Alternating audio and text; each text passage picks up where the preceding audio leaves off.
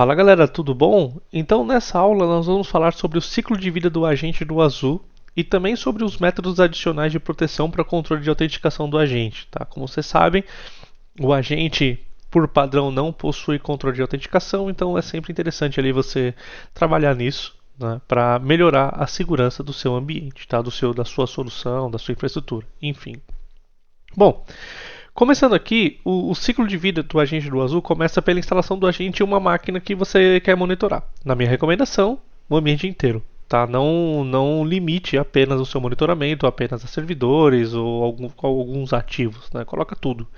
Quanto mais visão você tem, quanto mais ativos monitorados você tem dentro da sua infraestrutura do Azul, mais visibilidade você vai ter, mais possibilidade de regras, enfim, tudo. Né? Depois disso, o agente precisa ser registrado no servidor o Azul para estabelecer a comunicação. Tá? Então, o agente registrado ele se inicia ali como nunca conectado, né? Que nem está aparecendo ali no slide. Né? Então, no momento que você estiver executando a instalação, você vai notar que, apesar do processo simples, ele vai levar um tempo. Tá? Para ele aparecer, depois ele ficar como Never Connected, depois ele ir para Pending, etc. Tá? E isso pode indicar alguns problemas. Tá? Na nossa experiência, a gente já aconteceu ali de identificar alguns problemas relacionados à comunicação de agentes, etc., justamente por observar os status que estão aparecendo na tela. Tá? Então, vou falar um pouco para vocês ali do que significa mais ou menos. Então, o único conectado é o primeiro estado, tá? Então, o agente ele faz a conexão para registro na porta 1515, né? E depois que ele faz o registro, ele tem que se conectar na porta 1514 para começar a enviar dados, etc. Então, o nunca conectado é o status que diz que ele conseguiu se registrar pela 1515, porém ele não se comunicou ainda. Tá? Isso pode levar um tempo. O status pendente ele é o próximo estado que vem depois do nunca conectado. Né? Então, neste caso, a gente faz uma solicitação de conexão, mas o gerente não recebeu mais nada. Ele falou: opa, estou para me conectar, mas não recebeu dados, não recebeu nada. Então, isso geralmente ele ocorre depois da inicialização. Então, quando o agente ele vai subir, seja você vai estar ativando a máquina, reiniciando ela, etc., ela sempre vai aparecer como pending antes de entrar como active. Né? Mas geralmente isso é rápido, quando não tem nenhum problema. O status ativo ele é o status ideal, o agente se conectou com sucesso, já está se comunicando, já está transferindo dados, né, digamos assim. E depois no final ali a gente tem o desconectado, a máquina está desligada ou o agente ele foi desativado, alguma coisa desse tipo. Tá? E por último, do ciclo de vida você tem ali o agente removido, né, que ele acontece manualmente, seja via API ou seja via linha de comando no Alt+D. Tá? Então, existem algumas formas de você configurar ali a remoção automática do agente, dependendo ali do tempo que ele é identificado ali, que ele está desconectado, etc. Existem algumas estratégias, porém, por padrão, ele só é removido na mão. Tá? Então vocês podem ver que é um processo, como eu tinha dito, um processo muito simples, né? Não é um processo nada complexo. Então, como o requisito, né, sempre, o agente deve ter um registro alocado no Azul para poder mandar os dados. Tá? Então, ele não consegue enviar os dados sem estar registrado. O Alt+D, em qualquer worker node que você colocar lá, tá? O seu agente ele vai se comunicar, ele vai responder a solicitação de registro, etc. Mas lembre-se que no ideal seria você ter um load balancer para fazer a distribuição. Né? Então, agora que nós compreendemos o ciclo de vida do agente do Azul, vamos abordar alguns problemas mais comuns que nós aqui já identificamos ao instalar um agente. Tá? Então, o interessante é compreender esses problemas e as suas soluções, que eu vou passar por cima, né? Pois isso vai ajudar você a solucionar os problemas que possam surgir durante a instalação aí no seu caso, ou na sua empresa, etc. Tá? Então, o primeiro ponto que a gente já viu aqui, tá, é que o agente nunca é listado na Manager. Não importa como você instale ele, ele nunca aparece como Never Connected. Né? Então, isso é um problema comum que geralmente está relacionado a bloqueios de comunicação. Tá? Isso pode ocorrer devido a um firewall de host ou problema de rede. Geralmente, quando a gente via isso, o host estava com a porta 1514 ou 1515 bloqueada. Tá? Mas também pode acontecer de você ter ali um problema com um firewall de segmentação ou problemas de roteamento que está fazendo com que o dado não chegue lá. Tá? E aí, para solucionar isso, você vai precisar verificar as configurações do firewall do seu host e garantir que a comunicação de rede está funcionando certinho. Tá? Com isso você consegue solucionar esse problema. Pelo menos conosco aqui nós conseguimos sempre. O segundo problema que nós geralmente pegamos aqui é que o agente não sai do estado dependente. Né? Então ele entra como never connected, vira pendente e depois ele nunca sai. Né? Então isso é outro problema comum que a gente pega. Tá? Se o seu agente estiver em status pendente e sempre ele não sair de lá, então isso pode identificar um bloqueio na porta 1514, tá? Que esteja impedindo o agente de se comunicar, de enviar dados, etc. e ir para o status ativo. Tá? Assim como antes, você tem que verificar as configurações do firewall, de rede, roteamento, etc., firewall do host, para verificar se esse problema ele continua ou não. Tá?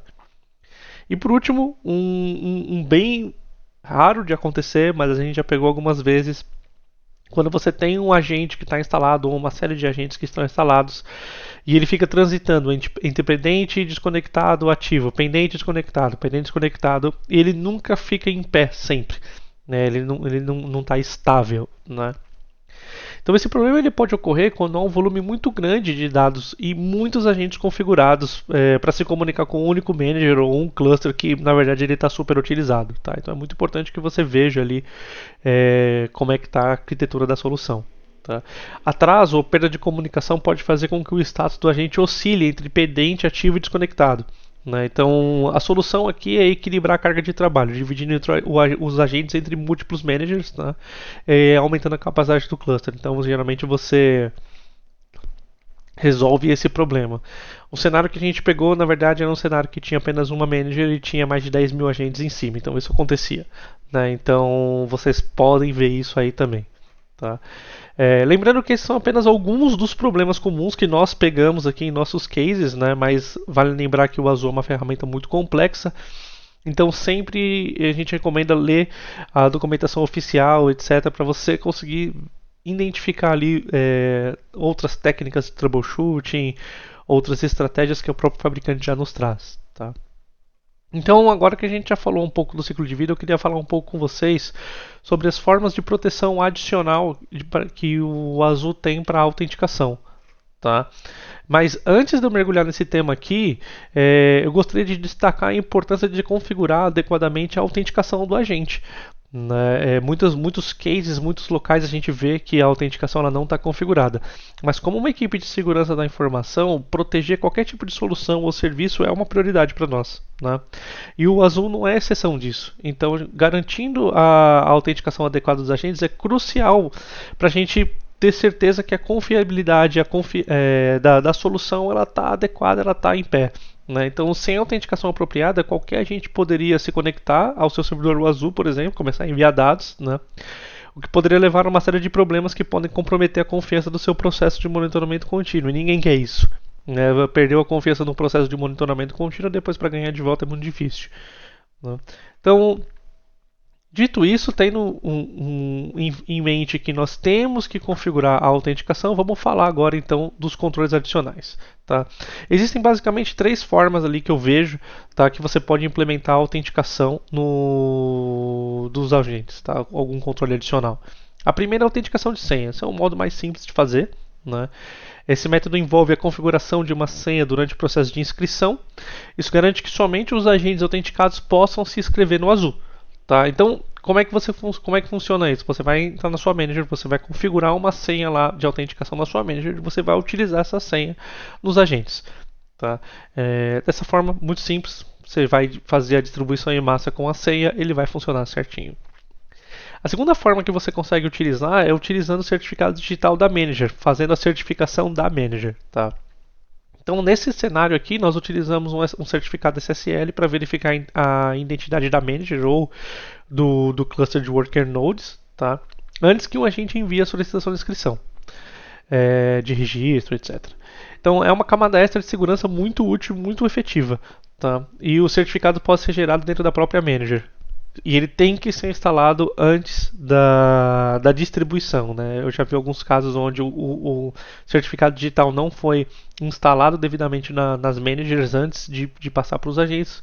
Então, só lembrando que você tem que instalar lá antes. Tá? E por último, a verificação da identidade do agente. Então, igual o método da manager, só que o contrário. Né? Nós utilizamos o certificado digital, só que dessa vez a gente verifica o agente antes de se inscrever na manager. Tá? Então a gente tem duas opções aqui que a gente pode utilizar com a autenticação por certificado digital do agente. Tá?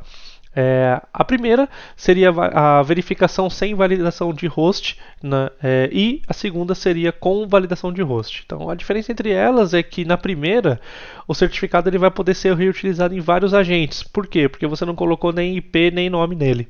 Né? Então basicamente você vai ter o certificado digital lá, se bater aquele certificado digital ele deixa passar o tráfego. Né? E no segundo você tem que fazer, ele vai fazer a avaliação, né, com o IP ou hostname específico dentro do certificado digital. Tá?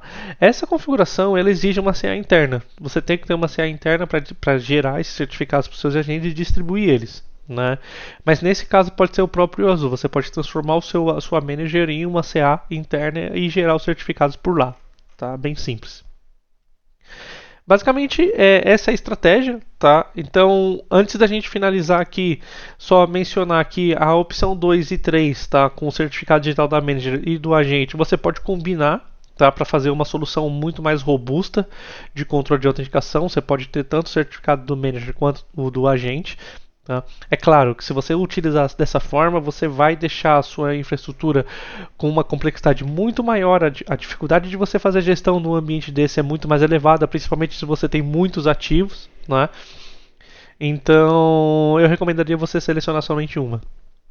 Tá? Dependendo ali do seu caso de uso, da sua necessidade, do tipo de dado que está sendo tratado dentro daquele agente, tá? Daquele servidor que você está monitorando ou endpoint. Tá bom? Então é isso, pessoal. Só recapitulando, nesse vídeo a gente falou sobre o ciclo de vida do agente e alguns controles de proteção adicional para autenticação. Tá? Eu espero que vocês tenham encontrado algo útil nesse conteúdo. Tá? E espero vocês nos próximos vídeos, tá bom? Então até a próxima.